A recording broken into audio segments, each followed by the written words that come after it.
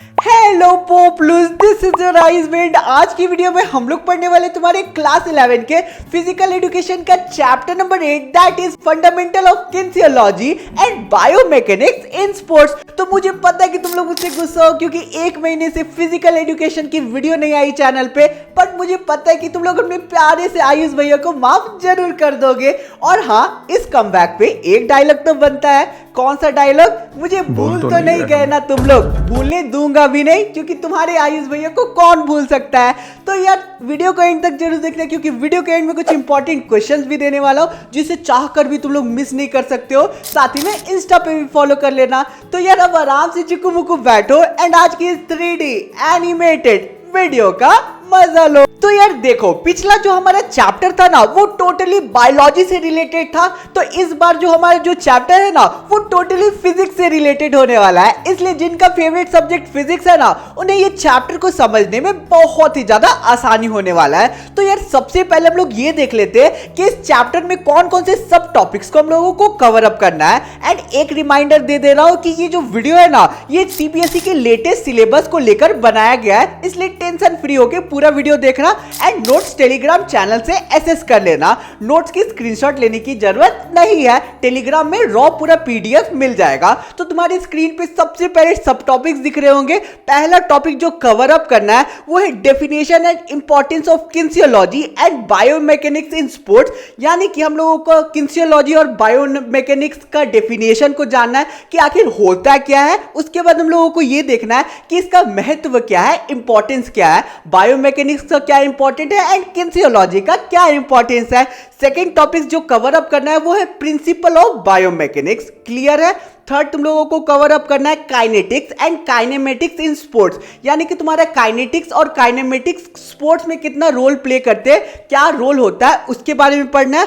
Fourth topic तुम लोगों को जो कवर अप करना है वो है टाइप्स ऑफ बॉडी मूवमेंट। यानी कि तुम्हारा जो बॉडी मूव करता है ना वो कितने टाइप्स का होता है उसके बारे में पढ़ना है, जिसमें तुम लोगों को फ्लेक्शन पढ़ना है, एक्सटेंशन पढ़ना है, अबडक्शन पढ़ना है, एडक्शन पढ़ना है, रोटेशन पढ़ना है, सरकमडक्शन पढ़ना है, सुपिनेशन पढ़ना है एंड प्रोनेशन पढ़ना है। क्लियर है? फिफ्थ एंड लास्ट टॉपिक जो कवर अप करना है वो है एक्सिस एंड प्लेन। यानी कि एक्सिस और प्लेन का तुम लोगों को कॉन्सेप्ट को समझना है कि होता है क्या एक्सिस और प्लेन, उसके साथ इसके एप्लीकेशन पढ़ना है, बॉडी मूवमेंट में ये कैसे हेल्प करते हैं उसके बारे में कवर अप करना है। आई होप सब टॉपिक्स क्लियर होंगे। तो यार अब चलो हम लोग शुरू करते हैं हमारे सबसे पहले टॉपिक को, जो कि है definition and importance of kinesiology and biomechanics in sports. तो यार सबसे पहले तो हम लोग ये देख लेते हैं कि किनेसियोलॉजी होता क्या है, किनेसियोलॉजी को कैसे डिफाइन कर सकते हैं। तो किनेसियोलॉजी एक ग्रीक वर्ड से डिराइव किया गया जो कि है काइनेसिस, जिसका मतलब होता है मोशन, और लोगोस का मतलब होता है स्टडी।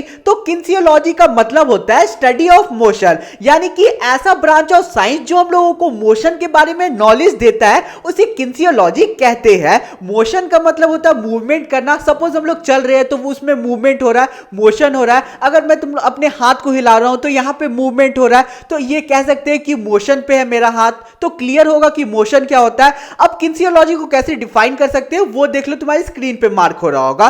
किनेसियोलॉजी में भी defined as a science which investigates and analyse human motion. यानी कि किनेसियोलॉजी एक साइंस है जिससे तुम लोग इन्वेस्टिगेट कर सकते हो और एनालाइज कर सकते हो ह्यूमन मोशन को। आई होप समझ आ गया होगा। नेक्स्ट टेम्पलेट में चलते हैं जो कि है importance of kinesiology in sports. यानी कि किनेसियोलॉजी का क्या इंपॉर्टेंस होता है, महत्व होता है स्पोर्ट्स में, उसे देख लेते हैं। सबसे पहले तो helps in avoiding sports injury. यानी कि ये हम लोगों को स्पोर्ट्स इंजरी से बचाता है।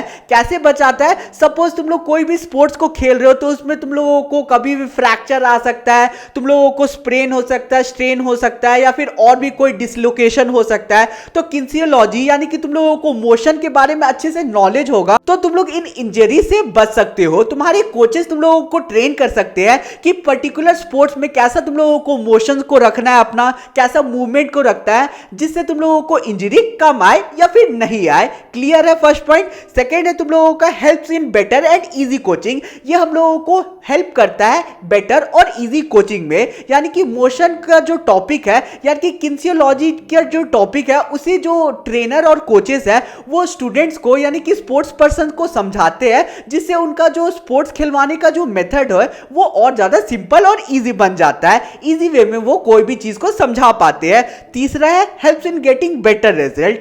बेटर रिजल्ट ये देता है, किनेसियोलॉजी हेल्प करता है कि स्पोर्ट्स में हम लोगों को बेटर रिजल्ट मिले। कैसे? सपोज अगर क्रिकेट खेल रहा है कोई एंड उसमें रनिंग बिटवीन द विकेट अच्छा होगा, तब हम लोग एक्स्ट्रा रन्स ले पाएंगे। तो यहां पे हम लोगों को किनेसियोलॉजी बताता है कि किस टाइम पे कैसा मोशन हम लोगों को रखना चाहिए, इससे हम लोगों को बेटर रिजल्ट मिलता है। आई होप क्लियर होगा। चलो नेक्स्ट टेम्पलेट की तरफ चलते हैं। एंड फोर्थ तुम लोगों का जो इंपॉर्टेंस है वो ये है, helpful in design and selection of sports clothing equipment and other facilities. It is very helpful in the design and selection of clothing equipment and other facilities. यानी कि किनेसियोलॉजी जो है वो बहुत ही ज्यादा हेल्प करता है हम लोगों को क्लोथ्स को डिजाइन करने में एंड अदर इक्विपमेंट को बनाने में। क्लियर है? जो स्पोर्ट्स का इक्विपमेंट होता है उसे बनाने में बहुत ज्यादा हेल्प करता है। जो किनेसियोलॉजी है उसमें हम लोगों को पता चलता है कि कैसा मोशन कौन सा हम लोगों के स्पोर्ट्स में रहता है एंड उसी के अकॉर्डिंग हम लोगों के जो क्लोथ्स है, स्पोर्ट्स पर्सन का जो क्लोथ्स है उसे डिजाइन किया जाता है। आई होप समझ आ गया होगा। फिफ्थ पॉइंट तुम्हारा जो है, helps to avoid unwanted movement and error. यानी कि ये स्पोर्ट्स पर्सन को अनवांटेड मूवमेंट से, एरर से बचाता है। सिक्स्थ क्या है, helps in the selection of exercise and preparation of activity programme. ये हम लोगों को सिलेक्शन में हेल्प करता है, अलग अलग एक्सरसाइजेस के एंड प्रिपेयर करता है अलग अलग एक्टिविटी प्रोग्राम को अलग अलग सेक्स के हिसाब से, यानी कि बॉय गर्ल के हिसाब से ये अलग अलग स्पोर्ट्स को हम लोगों को हेल्प करता है डिजाइन करने में। अलग अलग एक्टिविटी हम लोगों को बताता है एज ग्रुप के अकॉर्डिंग। क्लियर है? समझ गए? बढ़ते हैं नेक्स्ट टॉपिक की तरफ, जो कि है डेफिनेशन ऑफ बायोमैकेनिक्स। यानी कि बायोमैकेनिक्स क्या होता है वो समझ लेते हैं। The term biomechanics is a combination of two word, दो वर्ड से मिलकर बना बायोमैकेनिक्स। पहला bio and second mechanics. Bio जो है वो ग्रीक वर्ड से लिया गया जिसका मतलब होता है लिविंग थिंग्स, और मैकेनिक्स का मतलब होता है फिजिक्स। बस इतना ही समझ लो। अब बायोमैकेनिक्स को कैसे डिफाइन कर सकते हो वो देख लेते हैं। It can be also said as biomechanics is the study of forces and their effect on living system. Biomechanics जो है वो स्टडी ऑफ फोर्सेस है। समझ रहे हो? फोर्सेस की स्टडी को हम लोग बायोमैकेनिक्स बोलते हैं एंड किनेसियोलॉजी हम लोग स्टडी ऑफ मोशन को कहते हैं। डिफरेंस समझ आ गया? ठीक है, इसमें फोर्सेस इन्वॉल्व है। हम लोगों को ऐसा ब्रांच ऑफ साइंस जो नॉलेज देता है फोर्सेस के बारे में, वो हम लोगों का बायोमैकेनिक्स कहलाता है। क्लियर है? अब अलग अलग लोगों ने कैसे डिफाइन किया बायोमैकेनिक्स का वो मार्क हो रहा होगा। कोई भी दो डेफिनेशन में एक डेफिनेशन याद कर लेना, दोनों सिंपल है। बायोमैकेनिक्स क्लियर हो गया कि क्या होता है। बढ़ते हैं नेक्स्ट टेम्पलेट की तरफ, जो कि है इंपॉर्टेंस ऑफ बायोमैकेनिक्स। क्या इंपॉर्टेंस है बायोमैकेनिक्स का स्पोर्ट्स में वो देख लेते हैं। पहला तो असिस्ट इन इंप्रूविंग टेक्निक। ये हम लोगों को टेक्निक को इंप्रूव करने में हेल्प करता है, स्पोर्ट्स पर्सन की टेक्निक को इंप्रूव करने में हेल्प करता है। Second, helps in improving equipment, यानी कि ये अलग अलग इक्विपमेंट को बनाने में हेल्प करता है। सपोज क्रिकेट बॉल का जो फोर्स होगा वो कितना होगा, तो उसी के अकॉर्डिंग तुम लोगों का हेलमेट्स को डिजाइन किया जाता है। तो ये अलग अलग इक्विपमेंट को बनाने में हेल्प करता है। क्लियर है? थर्ड तुम लोगों का हेल्प्स इन प्रोमोटिंग सेफ्टी, यानी कि ये सेफ्टी को भी प्रमोट करने में हेल्प करता है। फोर्थ तुम लोगों का है works in the improvement of training. ये ट्रेनिंग में इंप्रूवमेंट हम लोगों को प्रोवाइड करता है हम लोगों के बायोमैकेनिक्स। फिफ्थ है तुम लोगों का facilitates understanding in human body. ये हम लोगों के जो ह्यूमन बॉडी है इसे, इसके बारे में और ज्यादा डिटेल में समझने में हेल्प करता है। लास्ट एंड द लास्ट है हम लोगों का सपोर्ट्स इन प्रिवेंटिंग इंजरी। ये हम लोगों को स्पोर्ट्स में या फिर कोई भी चीज में इंजरी से बचाने में हेल्प करता है। आई होप ये टॉपिक क्लियर होगा।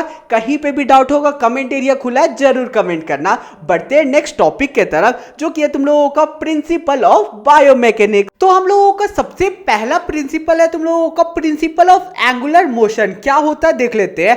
Angular motion is produced by the application of a force acting at some distance from an axis, that is by torque. यानी कि तुम्हारा जो एंगुलर मोशन है ना वो प्रोड्यूस होता है एप्लीकेशन ऑफ फोर्स, ऐसा फोर्स के एप्लीकेशन से जो एक्सिस से कुछ दूरी पे एक्ट कर रहा होता है टॉर्क की हेल्प से। क्लियर है? ये कहां का यूज होता है? बास्केटबॉल पिचेस में, फ्री स्टाइल स्विमिंग में, रोइंग अ बोट में, ये सारी चीजों में तुम्हारा एंगुलर मोशन का यूज होता है। क्लियर है? सेकंड है तुम लोगों का प्रिंसिपल ऑफ एंगुलर मोमेंटम। क्या होता है वो देख लेते हैं।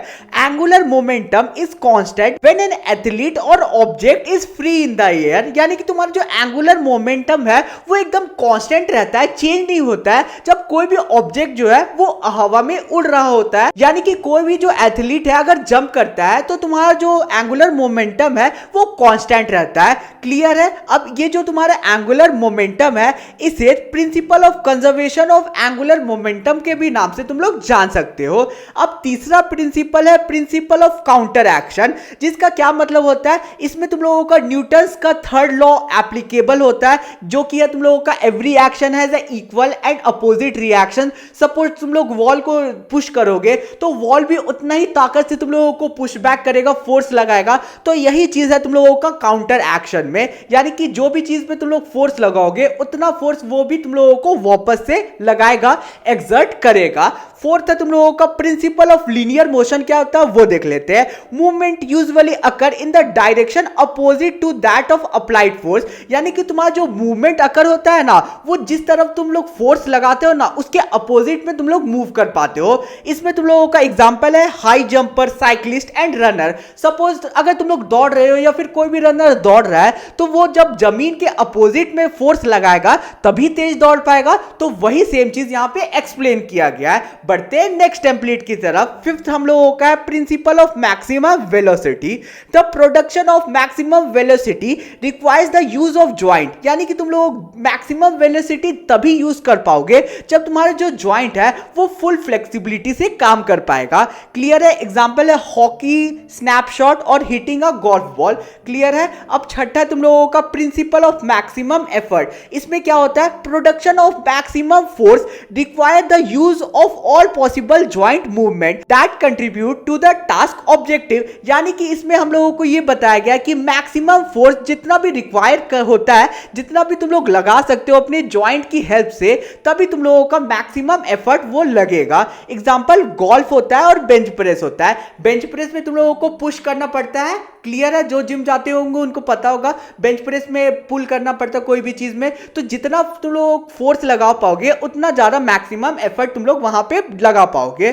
सातवां तुम लोगों का प्रिंसिपल ऑफ स्टेबिलिटी। स्टेबिलिटी मतलब क्या होता है, बैलेंस या फिर कह सकते हो कोई भी चीज को स्टेबल करना। इसमें क्या बताया गया, the lower the centre of mass the larger the base of support, यानी कि जितना कम तुम लोगों का सेंटर ऑफ मास होगा उतना ज्यादा ही तुम्हारा बेस सपोर्ट मिलेगा तुम लोगों को। आगे क्या लिखा हुआ है, the closer the centre of mass to the base of support and the greater the mass the more stability increases, यानी कि जितना ज्यादा तुम्हारे सेंटर में मास इंक्रीज रहेगा, यानी कि तुम अगर कहीं खड़े हो एंड तुम लोगों का वेट ज्यादा है और तुम लोगों का सेंटर ऑफ मास ज्यादा है तो तुम्हारा जो स्टेबिलिटी है उतना ज्यादा इंक्रीज हो जाएगा। क्लियर है? सुमो रेसलिंग इसमें तुम लोगों का एग्जांपल है। सुमो रेसलिंग की तुम लोग फोटो देख सकते हो कि बड़े बड़े सुमोस जो है वो एक दूसरे से कुश्ती करते हैं एंड यहाँ पे वो लोग बहुत ही ज्यादा स्टेबल रहते हैं। क्यों? क्योंकि उनका सेंटर ऑफ मास ज्यादा होता है एंड जो भी सुमो पहले गिर जाता है वो आउट हो जाता है, वो हार जाता है। इसमें यही होता है। आठवां तुम लोगों का प्रिंसिपल है प्रिंसिपल ऑफ स्पिन, यानी कि ऐसा प्रिंसिपल जो स्पिन और रोटेशन को लेके होता है ना, उसे प्रिंसिपल ऑफ स्पिन कहते हैं। आई होप तुम लोगों को क्लियर होगा। बढ़ते तीसरे टॉपिक की तरफ, नेक्स्ट टेम्पलेट की तरफ, जो कि है kinetics and kinematics in sports, यानी कि काइनेटिक्स और काइनेमेटिक्स स्पोर्ट्स के फील्ड में कैसे हेल्प कर सकते हो, उसका रोल क्या है, होता क्या है ये, उसके बारे में अच्छे से देख लेते हैं। तुम्हारा जो वर्ड है काइनेमेटिक्स, इसका मतलब होता है डिस्क्रिप्शन ऑफ मोशन और काइनेटिक्स का मतलब होता है एक्सप्लेनेशन ऑफ मोशन। काइनेमेटिक्स मतलब कोई भी चीज का डिस्क्रिप्शन, यानी कि मोशन का अगर तुम लोग डिस्क्रिप्शन दे रहे हो ना तो वो काइनेमेटिक्स है, और काइनेटिक्स समझ लो उसका छोटा भाई है जो एक्सप्लेन करता है तुम लोगों को मोशन के बारे में। आगे क्या लिखा हुआ, kinetics is the study of cause of motion, यानी कि जो काइनेटिक्स है वो हम लोगों को मोशन के कॉज के बारे में पढ़वाता है, नॉलेज देता है कि आखिर मोशन कैसे होता है। और तुम लोगों का वही चीज काइनेमेटिक्स क्या होता है, काइनेमेटिक्स होता है तुम लोगों का movement regarding the time taken to carry out the activity, यानी कि तुम्हारा जो मूवमेंट होता है ना वो उसमें तुम लोगों ने कितना टाइम को कैरी आउट किया कोई भी एक्टिविटी को करने में, उसे हम लोग काइनेमेटिक्स कहते हैं। कहीं पे भी डाउट होगा तो तुम्हारे कमेंट सेक्शन पूरा अच्छे से खुला हुआ है, कमेंट करके जरूर पूछना, मैं लगभग में सभी का रिप्लाई जरूर देता हूं। और चैनल पे नए होगे देन सब्सक्राइब करना, क्योंकि हम लोगों को 12th बोर्ड में 4 के आना है, 100 में 100 स्कोर करना है। सफर एक दिन का नहीं है, आगे साल भर का होगा 12th में, तो इसलिए सब्सक्राइब जरूर करना और दोस्तों को वीडियो को शेयर करना और लाइक करना। चलो आगे देख लेते हैं कि क्या लिखा हुआ है। Kinematics is the study of force that act on the body. ठीक है, जो मैंने एक्सप्लेन किया कि तुम्हारा जो काइनेटिक्स है वो स्टडी ऑफ फोर्सेस होता है जो तुम्हारे बॉडी में एक्ट करता है, while kinematics is the study of movement produced by the body. और ये तुम्हारा जो काइनेमेटिक्स है वो हम लोगों को मूवमेंट के बारे में नॉलेज देता है, स्टडी करवाता है, जो हमारा बॉडी जो है वो प्रोड्यूस करता है। अब तुम्हारी स्क्रीन पे काइनेटिक्स और काइनेमेटिक्स का डिफरेंस चार्ट दिख रहा होगा, एग्जाम में पूछा जा सकता है, इसलिए मिनिमम 5 डिफरेंस याद कर लेना। मैं 5 को एक्सप्लेन कर दे रहा हूं। पहला है deals with the cause of motion of the object. मैंने क्लियर किया काइनेटिक्स क्या होता है, ये तुम्हारे कॉज को बताता है मोशन का कि क्यों तुम्हारा मोशन हो रहा है। वही काइनेमेटिक्स जो है वो डील करता है position, acceleration, speed of object. Clear है। सेकंड तुम लोगों का डिफरेंस है takes into consideration of mass of the object. ये mass of the object consider करता है, वही तुम लोगों का kinematics doesn't take consideration of mass of the object, यानी कि तुम्हारा जो काइनेमेटिक्स है उसे मास से रिलेटेड नहीं होता है। थर्ड तुम लोगों का it's practical application can be found in the designing of automobile, यानी कि इसका जो एप्लीकेशन है ना वो ऑटोमोबाइल में तुम लोग देख सकते हो, उसमें यूज होता है ऑटोमोबाइल के काम पे। आगे its application can be found in the study of movement of crystalline body, यानी कि ये क्रिस्टलाइन बॉडी के मूवमेंट को समझने में हेल्प करता है। क्लियर है। लास्ट पॉइंट देख लो, it takes force explicitly into account और it doesn't takes force explicitly into account. तो इसमें क्या बताया जा रहा है, ये जो है मतलब जो काइनेमेटिक्स है वो अलग अलग फोर्सेस को यूज करता है, वहीं तुम्हारा काइनेमेटिक्स जो है वो तुम्हारे अलग अलग फोर्सेस को यूज नहीं करता है। आगे का तुम लोग डिफरेंस खुद से याद कर लेना, उतना इंपॉर्टेंट नहीं है, 5 याद कर दोगे काम चल जाएगा। अब बढ़ते हैं 4th टॉपिक के तरफ, जो कि तुम लोगों का टाइप्स ऑफ बॉडी मूवमेंट। कितने टाइप्स ऑफ बॉडी मूवमेंट होते हैं वो सारी चीजों के बारे में अच्छे से डिटेल से अभी हम लोग समझेंगे। बहुत इजी टॉपिक है ये वाला, तुम लोगों को समझने में कोई भी दिक्कत नहीं होगा। तो चलो स्टार्ट करते हैं टाइप्स ऑफ बॉडी मूवमेंट। तो यार सबसे पहला हम लोगों को बॉडी मूवमेंट है फ्लेक्शन। फ्लेक्शन मतलब क्या होता है, decrease of angle between joint, यानी कि सपोज तुम अपना हाथ स्ट्रेट रखो एंड उसे धीरे धीरे पास लाओ तो तुम लोग क्लियरली देखोगे कि तुम्हारा जो जॉइंट के बीच में जो एंगल है ना वो कम होगा, तो इसे हम लोग फ्लेक्शन बोलते हैं। अब एक्सटेंशन क्या होता है, फ्लेक्शन की इमेज स्क्रीन पे देख सकते हो कि फ्लेक्शन किसे बोलते हैं, इससे तुम लोगों को और अच्छे से क्लियर आउट हो जाएगा।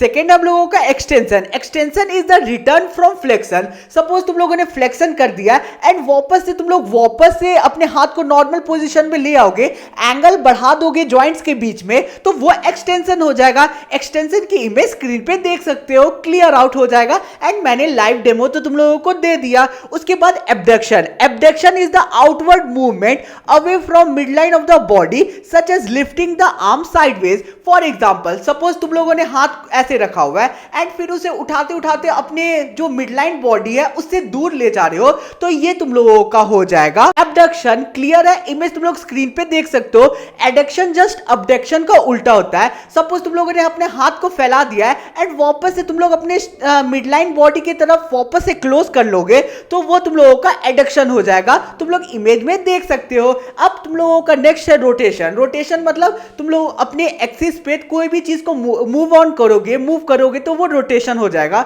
इमेज स्क्रीन पे देख सकते हो। फॉर एग्जांपल तुम लोग अपने हेड को चारों तरफ रोटेट करोगे अपने एक्सिस पे, तो वो रोटेशन होता है। सर्कमडक्शन क्या होता है, it is 360 degree rotation such as circling of arm और rotation of head forward, sideways, backward and sideways again. इसकी स्क्रीन तुम लोग देख सकते हो, यानी कि एक्सिस पे तुम लोग अगर 360 डिग्री कोई भी चीज को मूव ऑन करोगे तो वो सर्कमडक्शन होता है। क्लियर है। अब नेक्स्ट मूवमेंट हम लोगों का सुपिनेशन एंड प्रोनेशन। सुपिनेशन और प्रोनेशन क्या होता है, स्क्रीन पे तुम लोग देख सकते हो कि कैसे होता है सुपिनेशन और प्रोनेशन। इसे अगर हम लोग रीड आउट कर ले तो क्या लिखा हुआ वो देख लेते हैं। Pronation and supination are the movement that define the orientation of palm, forearm और फुट इन स्पेस। यानी कि अगर तुम लोग अपने हाथ को अगर ऐसे करोगे और ऐसे करोगे एक जगह पे रख के, तो यही तुम लोगों का सुपिनेशन और प्रोनेशन हो जाएगा। क्लियर है? प्रोनेशन तुम लोग अगर हाथ को ऐसे रखोगे तो, और सुपिनेशन अगर हाथ को अपने एक्सिस पे ऐसे करोगे तो वो सुपिनेशन होगा। क्लियर है? बढ़ते अब हम लोग नेक्स्ट टॉपिक, जो कि लास्ट टॉपिक है तुम्हारा। लास्ट टॉपिक है axis and plane concept and its application in the body. यानी कि एक्सिस और प्लेन क्या होता है वो समझ लेते हैं। इसमें पहले तो हम लोग प्लेन समझ लेते हैं, उसके बाद एक्सिस समझेंगे, क्योंकि उसे फिर एक्सिस समझ में तुम लोगों को इजी होगा। प्लेन के कुछ कॉन्सेप्ट तुम लोगों के एक्सिस में यूज होंगे, इसलिए पहले प्लेन समझ लो। प्लेन में तुम लोगों के तीन टाइप्स के प्लेन होते, पहला सेगिटल, सेकंड फ्रंटल और तीसरा तुम लोगों का ट्रांसवर्स और हॉरिजॉन्टल प्लेन। तीन टाइप के प्लेन होते हैं। प्लेन क्या होता है वो देख लेते हैं। An imaginary flat surface passing through the body और ऑर्गन इज कॉल्ड प्लेन। यानी कि एक ऐसा इमेजिनरी फ्लैट सरफेस जो तुम्हारी बॉडी के ऑर्गन के थ्रू पास होता है उसे प्लेन कहते हैं। यानी कि ये जो चीज है ना प्लेन का कॉन्सेप्ट, इसे तुम लोगों को इमेजिन करके समझना होगा। और आगे अगर मैं तुम लोगों को समझाऊंगा इसके टाइप्स को तो तुम लोगों को और क्लियर आउट हो जाएगा। In other word, plane is the surface on which movement occur और टेक प्लेस। यानी कि तुम्हारा जो प्लेन है वो एक ऐसा सरफेस है जहां पे कोई भी मूवमेंट जो है वो टेक प्लेस करता है। आई होप क्लियर होगा। अब तुम्हारा जो प्लेन है उसके तीन टाइप से मैंने क्लियर आउट किए। सबसे पहला तुम लोगों का सेगिटल और मीडियल प्लेन। ये क्या होता है इसकी इमेज तुम लोग क्लियरली स्क्रीन पे देख सकते हो। एक ऐसा इमेजिनरी प्लेन जो तुम्हारी बॉडी को एकदम बीचों बीच काट देता है और आधे आधे पार्ट में डिवाइड कर देता है। लेफ्ट एंड राइट को आधे आधे टाइप में काट देता है। यानी कि सपोज मेरा बीच से अगर तुम लोग प्लेन को, अगर कोई भी प्लेन को काट दोगे, तुम लोग देख सकते हो स्क्रीन पे, अगर तुम लोग बीच से बॉडी को काट दोगे एंड तुम्हारा जो बॉडी है वो लेफ्ट एंड राइट में एकदम इक्वली डिवाइड हो जाएगा, तो वो सेगिटल प्लेन है। क्लियर है? बीचों बीच काटना और तुम्हारा लेफ्ट और राइट तुम्हारा अलग हो जाएगा, सेगिटल प्लेन उसे कहते हैं। फ्रंटल प्लेन क्या होता है? फ्रंटल प्लेन यानी कि ऊपर से तुम लोगों को काट दिया जाएगा बॉडी को, यानी कि इमेजिनरी प्लेन ड्रॉ कर दिया जाएगा एंड तुम्हारा जो बॉडी है वो फ्रंट एंड बैक अलग अलग तुम लोगों का डिवाइड हो जाएगा। यानी कि फ्रंट का एकदम इक्वल पार्ट भी डिवाइड हो जाएगा एंड बैक का तुम्हारे इक्वल पार्ट भी डिवाइड हो जाएगा। स्क्रीन पे तुम लोग इमेज देख सकते हो। क्लियर है? तीसरा है तुम लोगों का ट्रांसवर्स और हॉरिजॉन्टल प्लेन। हॉरिजॉन्टल और ट्रांसवर्स प्लेन में क्या होगा, तुम्हारा जो बॉडी है वो इक्वल हाफ में कटेंगे, बट तुम लोगों का जब इमेजिनरी प्लेन के थ्रू कटेगा तो तुम्हारा अपर बॉडी इक्वल हाफ में कट जाएगा और लोअर तुम लोगों का जो बॉडी है वो इक्वल हाफ में कट जाएगा। तुम लोग स्क्रीन पे इमेज देख सकते हो कि बॉडी तुम लोगों का अपर और लोअर में इक्वली डिवाइड हो जाएगा। क्लियर है? अब हम लोग एक्सिस देख लेते हैं। एक्सिस क्या होता है, मीनिंग ऑफ एक्सिस देख लेते हैं। An axis is a straight line around which an object rotates. यानी कि एक एक्सिस तुम्हारे स्ट्रेट लाइन होता है जिसके अराउंड कोई भी बॉडी है जो है वो रोटेट करता है। आई होप क्लियर होगा। अगर हम लोग दूसरे शब्दों में एक्सिस को समझे तो axis is an imaginary line point of rotation that passes through a joint और body to describe movement. I hope clear होगा। ये चीज याद कर लेना क्योंकि एक्सिस का जो टॉपिक है वो थोड़ा सा कॉम्प्लिकेटेड है, तो तुम लोगों का ऑप्शन बस एक ही बच रहा है कि अगर तुम लोगों को एक्सिस है को समझना है तो तुम लोगों को इमेजिन करना होगा अच्छे से जो चीज मैं तुम लोगों को एक्सप्लेन कर रहा हूं, एंड फिर भी नहीं समझ आता तो इसका सेकंड ऑप्शन यही है, पहली बार बोल रहा हूं कि रट लेना जो भी टेम्पलेट में है और क्वेश्चन पूछा जाएगा तो चेप के आ जाना, फुल मार्क्स मिल जाएगा। तीन ही तुम लोगों को जो टाइप्स होते हैं उसको याद करना होगा, बाकी तो सारी चीजें एक्सप्लेन कर दी मैंने एंड सारी चीजें आई थिंक तुम लोगों को समझ आ गई होगी। तो तीन टाइप के तुम्हारे जो एक्सिस है वो होते हैं, सबसे पहले sagittal axis, second frontal axis और तीसरा वर्टिकल एक्सिस। तो चलो सबसे पहले जो एक्सिस होता है वो सेगिटल एक्सिस होता है, उसे समझ लेते हैं। तो यार सेगिटल एक्सिस को सिंपल वर्ड में और एक लाइन में समझना चाहो तो एक ऐसा पॉइंट, एक ऐसा एक्सिस जो तुम लोगों का सेगिटल प्लेन और हॉरिजॉन्टल प्लेन के इंटरैक्शन से बनता है उसे सेगिटल एक्सिस कहते हैं। स्क्रीन पे तुम लोग देख सकते हो कि एक पॉइंट बन रहा है तो वो तुम लोगों का सेगिटल एक्सिस होता है। क्लियर है? बाकी चीजों को याद कर लेना जो टेम्पलेट में है। आई होप तुम लोगों को समझ आ गया होगा। सेकंड तुम लोगों का फ्रंटल एक्सिस। अब तुम लोगों का फ्रंटल एक्सिस एक ऐसा पॉइंट होता है जो तुम लोगों को फ्रंटल प्लेन और तुम लोगों का हॉरिजॉन्टल प्लेन के इंटरैक्शन से एक ऐसा पॉइंट जो बन रहा है ना उसे हम लोग फ्रंटल एक्सिस बोलते हैं। यानी कि सिंपल भाषा में ये समझ लो कि फ्रंटल प्लेन से और तुम लोगों का हॉरिजॉन्टल प्लेन से एक पॉइंट बीच बन रहा है, एक इंटरैक्शन का पॉइंट बन रहा है, उस पॉइंट को, उस एक्सिस को हम लोग फ्रंटल एक्सिस कहते हैं। बाकी चीजें याद कर लेना, बहुत डिफिकल्ट नहीं है। अगर ये एक वर्ड में तुम लोग समझ जाओगे ना तो तुम लोगों को कॉन्सेप्ट पूरा याद हो जाएगा, क्योंकि प्लेन्स के बारे में अभी मैंने थोड़ी देर पहले ही एक्सप्लेन किया और प्लेन्स के इंटरैक्शन से ही तुम लोगों का एक्सिस बन रहा है। अब तीसरा एक्सिस है तुम लोगों का वर्टिकल एक्सिस। तो तुम लोगों के सेगिटल प्लेन और वर्टिकल प्लेन के इंटरैक्शन के बीच में जो पॉइंट बन रहा है ना, ये दोनों इंटरैक्ट कर रहे हैं, ये दोनों इंटरसेक्ट कर रहे हैं एंड उससे जो तुम लोगों का एक्सिस जनरेट हो रहा है ना, उसे वर्टिकल एक्सिस कहते हैं। स्क्रीन पे तुम लोग मार्क होता हुआ देख सकते हो उस एक्सिस को।